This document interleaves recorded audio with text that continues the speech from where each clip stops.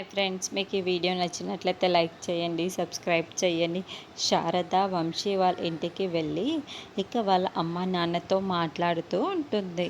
ఇందు చాలా మంచి అమ్మాయి, ఈ పెళ్ళి ఆపకండి, నా మాట వినండి, కావాలంటే నేను మీకు క్షమాపణ చెబుతున్నాను, మీ కాళ్ళు పట్టుతాను అని వంశీ వాళ్ళ నాన్న కాళ్ళ మీద పడబోతూ ఉంటే, లే అమ్మ, నువ్వేంటి మా కాళ్ళ మీద పడేది, నా కొడుకును కొట్టింది నీ కొడుకు, అందుకే తనే వచ్చి అడగాలి, అప్పుడైతే ఈ పెళ్ళి జరుగుతుంది అని చెబుతూ ఉంటే, నేను వాడికన్నా తల్లిని, నేను చెబుతున్నాను కదా అని శారద అంటూ ఉంటే, అయినా కానీ శారద మాటలు ఎవరు కూడా వినిపించుకోకుండా వెనక్కి వెళ్ళేసిపో అని చెప్పేసి వంశీ వాళ్ళ నాన్న అనేసరికి వంశీ వాళ్ళ అమ్మగారు శారద జుట్టు పట్టుకొని బయటకు గెంటేస్తూ ఉంటారు.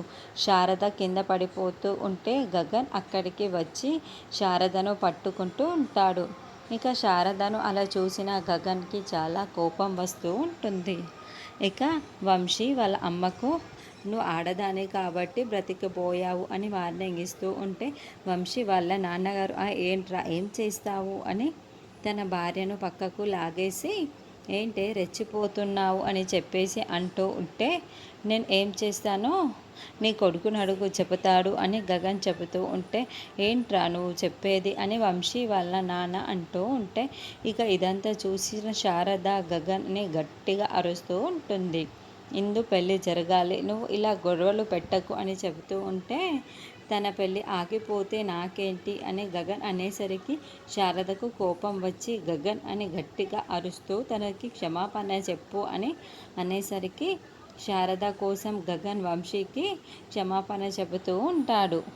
ఇక అతను పక్కకు జరిగిపోయేసరికి, చేతులు కాదు కాళ్ళు పట్టుకొని క్షమాపణ చెప్పు అని వంశీ వాళ్ళ నాన్న అనేసరికి గగన్ శారద వైపుకు చూస్తూ ఉంటే, శారద ఇక చాలా బాధపడుతూ చెప్పు అన్నట్టుగా ముఖం పెట్టేసరికి గగన్ ఇక శారద కోసం వంశీ కాళ్ళు పట్టుకొని క్షమాపణ చెబుతూ ఉంటే వంశీ పక్కకు వెళ్ళిపోతూ ఉంటాడు.